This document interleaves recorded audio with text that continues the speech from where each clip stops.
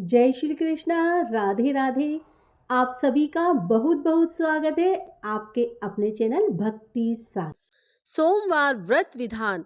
सनत कुमार बोले, हे भगवान, मैंने रविवार का हर्ष कारक महात्म्य सुन लिया। अब आप श्रवण मास में सोमवार का महात्म्य मुझे बताइए। भगवान शिव बोले, हे सनत कुमार, सूर्य मेरा नेत्र है, उसका महात्म्य इतना श्रेष्ठ है, तो फिर उमा सहित मेरे नाम वाले उस सोमवार का कहना ही क्या। उसका जो महात्म्य मेरे लिए वर्णन के योग्य है, उसे मैं आपसे कहता हूँ। सोम चंद्रमा का नाम है और यह ब्राह्मणों का राजा है। यज्ञों का साधन भी सोम है। उस सोम के नाम के कारणों को आप सावधान होकर मुझसे सुनिए, क्योंकि यह वार मेरा ही स्वरूप है, अतः इसे सोम कहा गया है। इसलिए यह समस्त राज्य का प्रदाता तथा श्रेष्ठ है। व्रत करने वाले को यह संपूर्ण राज्य का फल देने वाला है। हे विप्र, उसकी विधि सुनिए। मैं आपको विस्तार पूर्वक बता रहा हूँ। 12 महीने में सोमवार अत्यंत श्रेष्ठ है।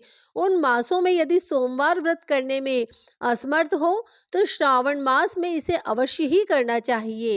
इस मास में इस व्रत को करके मनुष्य वर्ष भर के लिए व्रत का फल प्राप्त करता है।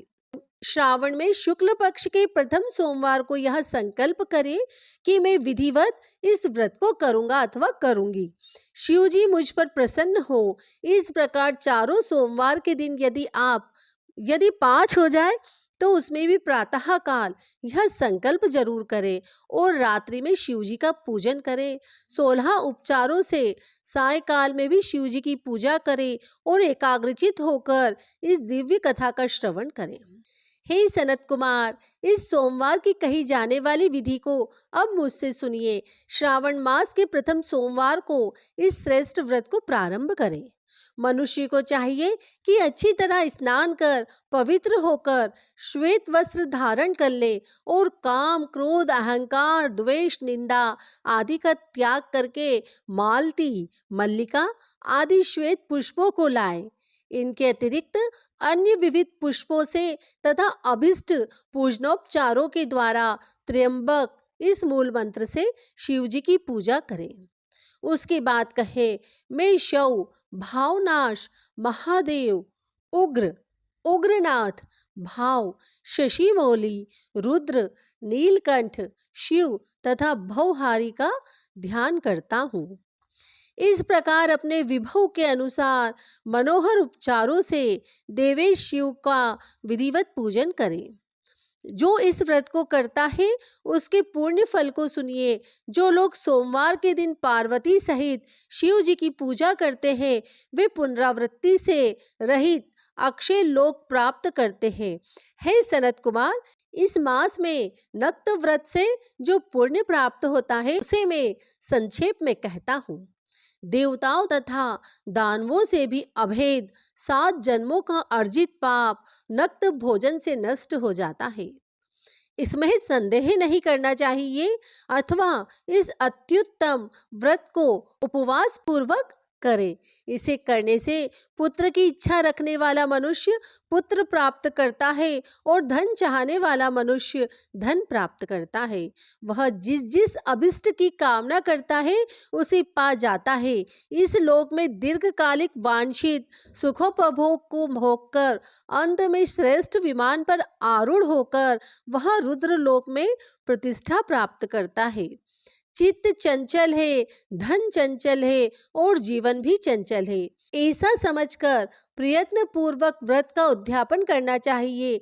चांदी के वृषभ पर विराजमान सुवर्ण निर्मित शिव तथा पार्वती जी की प्रतिमा अपने सामर्थ्य के अनुसार बनानी चाहिए। इसमें धन की कृपणता नहीं करनी चाहिए। इसके बाद एक दिव्य तथा शुभ लिंग तो भद्र मंडल बनाए और उसमें 2 श्वेत वस्त्रों से युक्त एक घट स्थापित करे। घट के ऊपर तांबे अथवा बांस का बना हुआ पात्र रखे और उसके ऊपर उमा सहित शिव जी को स्थापित करे। उसके बाद श्रुति, स्मृति तथा पुराणों में कहे गए मंत्रों से शिव जी की पूजा करे।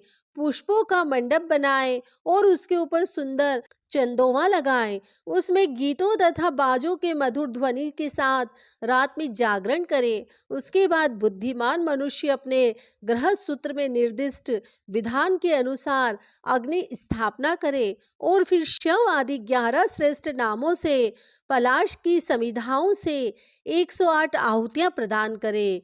यव, व्रीहि, तिल आदि की आहुति आप्यायस्व इस मंत्र से दे और बिल्व पत्रों की आहुति त्र्यंबक अथवा षडक्षर मंत्र ओम नमः शिवाय से प्रदान करें। उसके बाद स्विष्टकृत होम करके पूर्णाहुति देकर आचार्य का पूजन करें और बाद में उन्हें गो प्रदान करें। उसके बाद 11 श्रेष्ठ ब्राह्मणों को भोजन कराएं तथा उन्हें वंश पात्र सहित 11 घाट प्रदान करें। इसके बाद पूजित देवता को तथा देवता को अर्पित सभी सामग्री आचार्य को दे और तत्पश्चात प्रार्थना करे, मेरा व्रत परिपूर्ण हो और शिवजी मुझ पर प्रसन्न हो। उसके बाद बंधुओं के साथ हर्षपूर्वक भोजन करे। इसी विधान से जो मनुष्य इस व्रत को करता है वह जिस जिस अभिलाषित वस्तु की कामना करता है उसे वह प्राप्त कर लेता है और अंत में शिवलोक को प्राप्त होकर उस लोक में पूजित हो जाता है। हे सनत कुमार, सर्वप्रथम श्री कृष्ण ने इस मंगलकारी सोमवार व्रत को किया था।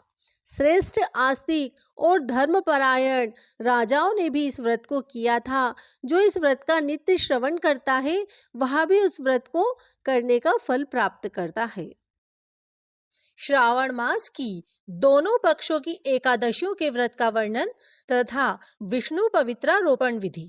शिव जी बोले, हे महामुने, अब मैं श्रावण मास में दोनों पक्षों की एकादशी तिथि को जो किया जाता है उसे कहता हूँ। हे वत्स, रहस्यमय, अति श्रेष्ठ, महान पुण्य प्रदान करने वाले, हाँ, महापातकों का नाश करने वाले इस व्रत को मैंने किसी से नहीं कहा है। यह एकादशी व्रत श्रवण मात्र से मनुष्यों को वांछित फल प्रदान करने वाला, पापों का नाश करने वाला, सभी व्रतों में श्रेष्ठ तथा शुभ है। इसे मैं आपसे कहूंगा, आप एकाग्रचित होकर सुनिए। दशमी तिथि में प्रातः काल स्नान करके शुद्ध होकर संध्या आदि कर लें और वेद वेत्ता, पुराणज्ञ तथा जितेंद्रिय विपरों से आज्ञा लेकर 16 उपचारों से देवादिदेव भगवान का विधिवत पूजन करके इस प्रकार प्रार्थना करें, हे पुंडरीकाक्ष, मैं एकादशी को निराहार रहकर दूसरे दिन भोजन करूंगा। हे अच्युत, आप मेरे शरण दाता होइए। हे वत्स, गुरु, देवता तथा अग्नि की सानिध्य में नियम धारण करें और उस दिन काम क्रोध रहित होकर भूमि पर शयन करें। उसके बाद प्रातः काल होने पर भगवान केशव में मन को लगाएं। भूख लगने पर प्रस्खलन, गिरना, ठोकर आदि लगना के समय श्रीधर इस शब्द का उच्चारण करें। हे वत्स, यह व्रत मोक्ष प्रदान करने वाला है, अतः तीनों दिनों तक पाखंडी आदि लोगों के साथ बातचीत, उन्हें देखना तथा उनकी बातें सुनना, इन सब का त्याग कर देना चाहिए। तदंतर क्रोध रहित होकर पंचगव्य लेकर मध्याह्न के समय नदी आदि के निर्मल जल में स्नान करना चाहिए। सूर्य को नमस्कार करके भगवान श्रीधर की शरण में जाना चाहिए और वर्णाचार की विधि से सभी कृत्य संपन्न करके घर आना चाहिए। वहां पुष्प, धूप तथा अनेक प्रकार के नैवेद्यों से श्रद्धा पूर्वक श्रीधर की पूजा करनी चाहिए। उसके बाद स्वर्णमय पंचरत्न युक्त श्वेत चंदन से लिप्त तथा 2 वस्त्रों से आच्छादित कलश को स्थापित करके और शंख चक्र गदा युक्त देवाधिदेव श्रीधर की प्रतिमा स्थापित कर उनकी पूजा करके गीत वाद्य तथा कथा श्रवण के साथ रात्रि में जागरण करना चाहिए। इसके बाद विमल प्रभात होने पर द्वादशी के दिन विधिवत पूजन करके कृतकृत्य होकर बुद्धिमान को चाहिए कि श्रीधर नाम का जप करें। इसके बाद उन शंख चक्र तथा गदा धारण करने वाले देव देवेश श्रीधर की पुनः पूजा करें और स्वर्ण दक्षिणा सहित कलश ब्राह्मण को प्रदान करें। उस समय ब्राह्मण को विशेष करके नवनीत अवश्य प्रदान करें। इस प्रकार प्रार्थना करें, भगवान श्रीधर आज आप मुझ पर प्रसन्न हो और मुझे अच्युतम लक्ष्मी प्रदान करें। हे मुनि श्रेष्ठ, इस प्रकार उच्चारण करके जगत गुरु श्रीधर से प्रार्थना करके श्रेष्ठ ब्राह्मणों को भोजन कराकर अपने सामर्थ्य अनुसार दक्षिणा देनी चाहिए। उसके बाद सेवकों आदि को भोजन कराकर गायों को घास खिलाना चाहिए। इसके बाद मित्रों तथा बंधु बांधवों समेत स्वयं भोजन करना चाहिए। हे सनत कुमार, मैंने आपको यह श्रावण मास शुक्ल की एकादशी व्रत विधि बतला दी। इस प्रकार कृष्ण पक्ष की एकादशी में भी करना चाहिए। दोनों व्रतों में अनुष्ठान समान है, केवल देवताओं के नाम में भेद है।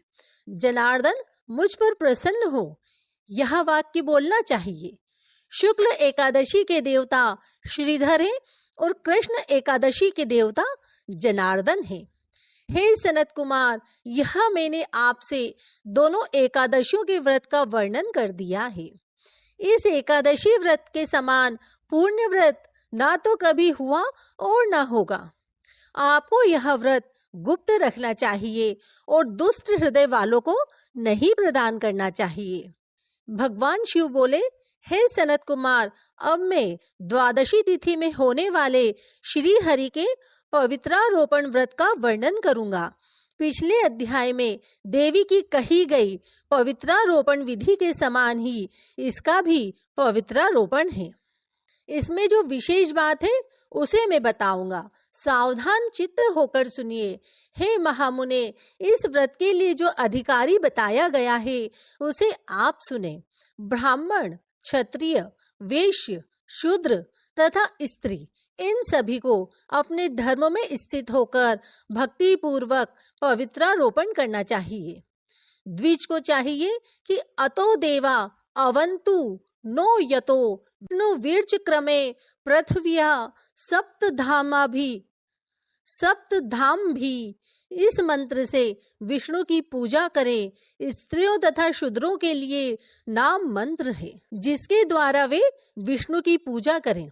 इसी प्रकार द्विज, कद्रुद्राय इस मंत्र में शिवजी की पूजा करें। स्त्रियों तथा शूद्रों के लिए नाम मंत्र है जिसके द्वारा वे शिवजी की पूजा करें। सतयुग में मणिमय, त्रेता में स्वर्णमय, द्वापर में रेशम का और कलयुग में कपास का सूत्र पवित्रक के लिए बताया गया है। सन्यासियों को शुभ मानस पवित्रारोपण करना चाहिए। बनाए गए पवित्रक को सर्वप्रथम बांस की सुंदर टोकरी में रखकर शुद्ध वस्त्र से ढककर भगवान के सम्मुख रखें और इस प्रकार कहें, हे प्रभु, क्रियालोप के विधान के लिए जो आपने आच्छादन किया है, हे देव, आपकी प्रसन्नता के लिए मैं इसे करता हूँ। हे देव, मेरे इस कार्य में विघ्न न उत्पन्न हो। हे नाथ, मुझ पर दया कीजिए। हे देव, सब प्रकार से सर्वदा आप ही मेरी परम गति है। हे जगतपते, मैं इस पवित्रक से आपको प्रसन्न करता हूँ। ये काम क्रोध आदि मेरे व्रत का नाश करने वाले ना हो। हे देवेश, आप आज से लेकर वर्ष पर्यंत अपने भक्त की रक्षा करें। आपको नमस्कार है। इस प्रकार कलश में देवता की प्रार्थना करके बांस की शुभ पात्र में स्थित पवित्रक की आदर पूर्वक प्रार्थना करनी चाहिए। हे पवित्रक, वर्ष भर की गई पूजा की पवित्रता के लिए विष्णु लोक से आप इस समय यहाँ पधारे। आपको नमस्कार है। हे देव, मैं विष्णु के तेज से उत्पन्न मनोहर, सभी पापों का नाश करने वाले तथा सभी कामनाओं को पूर्ण करने वाले इस पवित्रक को आपके अंग में धारण कराता हूँ। हे देवेश, हे पुराण पुरुषोत्तम, आप मेरे द्वारा आमंत्रित हैं, अतः आप मेरे समीप पधारे। मैं आपका पूजन करूंगा। आपको नमस्कार है। मैं प्रातः काल आपको यह पवित्रक निवेदन करूंगा। उसके बाद पुष्पांजलि देकर रात्रि में जागरण करना चाहिए। एकादशी के दिन अधिवासन करें और द्वादशी के दिन प्रातः काल पूजन करें। पुनः हाथ में गंध, दुर्वा तथा अक्षत के साथ पवित्रक लेकर ऐसा कहें, हे देव देव, आपको नमस्कार है। वर्ष पर्यंत की गई पूजा का फल देने वाले इस पवित्रक को पवित्रीकरण हेतु आप ग्रहण कीजिए। मैंने जो भी दुष्कृत किया है उसके लिए आप मुझे आज पवित्र कीजिए। हे देव, हे सुरेश्वर, आपके अनुग्रह से मैं शुद्ध हो जाऊं। इस प्रकार मूल मंत्र से संपुटित इन मंत्रों के द्वारा पवित्रक अर्पण करें। उसके बाद महानैवेद्य अर्पित करके निराजन कर प्रार्थना करें और मूल मंत्र से घृत सहित खीर का अग्नि में हवन करें। इसके बाद इसी मंत्र से पवित्रक का विसर्जन करके इस प्रकार बोले, हे पवित्रक, वर्ष भर की गई मेरी शुभ पूजा को पूर्ण करके अब आप विसर्जित होकर विष्णु लोक को प्रस्थान करें। इसके बाद पवित्रक को उतार कर ब्राह्मण को प्रदान कर दें अथवा जल में विसर्जित कर दें। हे वत्स, मैंने आपसे श्री हरि के इस पवित्रारोपण का वर्णन कर दिया है। इसे करने वाला इस लोक में सुख भोग कर अंत में बैकुंठ को प्राप्त करता है। इस प्रकार श्री स्कंद पुराण के अंतर्गत ईश्वर सनत कुमार संवाद में श्रावण मास महात्म्य में उप एकादशी व्रत कथन और द्वादशी विष्णु पवित्रारोपण कथन नामक 19वां अध्याय पूर्ण हुआ।